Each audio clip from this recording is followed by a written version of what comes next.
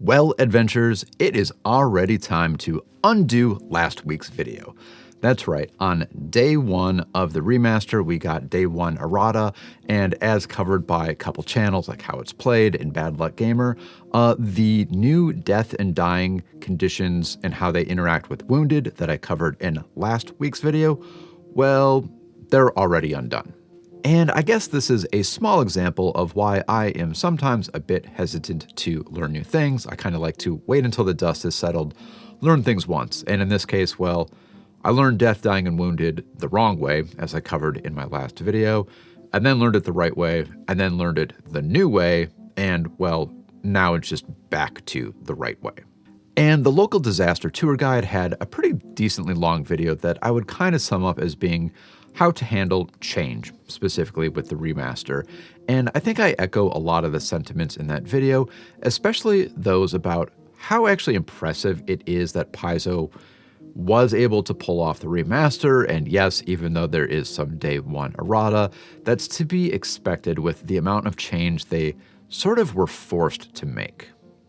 And as much as I hate to admit this, the remaster from Paizo is actually a great example of a work phrase that I would often roll my eyes at, and that is not calling things problems, but calling them an opportunity in disguise.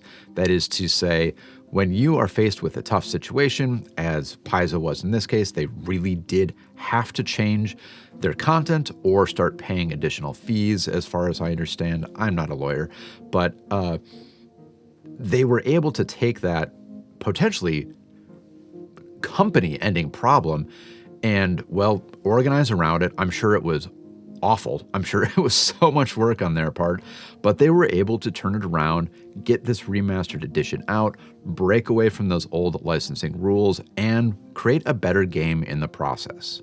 And the better game aspect of this and the new rules leads me to the point of this video. In a couple of days, I'm actually going to be meeting with some people who I just met a few weeks ago at a German meetup, actually.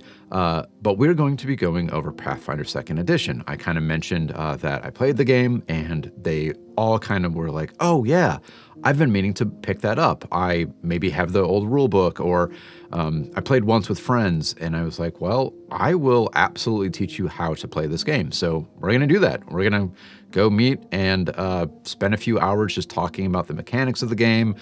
From my understanding, they did play D&D, so it might be, I don't know if that'll make it easier or harder.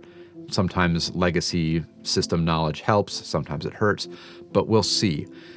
And over the last few weeks, we've kind of been messaging each other about when to meet, or they've been asking me like, oh, what do we need to get going? And I've kind of just said, wait, just wait, because of all of the remaster hubbub. And I mean, it was happening right around the time that the books were about to finally become public.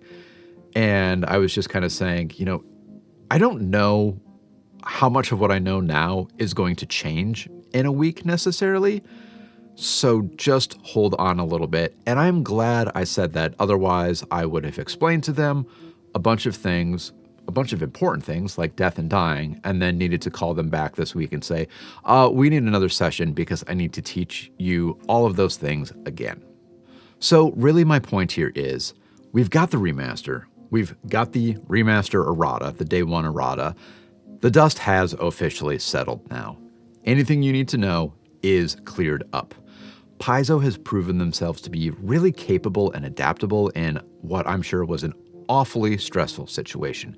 So if you have ever wondered about switching to Pathfinder 2nd Edition from another system, or just picking it up in the first place, now is the time. I'm really excited to teach some new people about the game, and I hope they enjoy it as much as I do. So who else out there is thinking about making the switch now, or picking it up in the first place? Maybe bringing some other people into it like I am. I'm a little bit nervous about my first session here as a teacher, so let me know if you have any advice. Until then, remember, it doesn't matter if you're using the old Death, Dying, and Wounded, which is now the current again, or the announced version that is now errated, or the incorrect version that I had been playing under. Doesn't matter.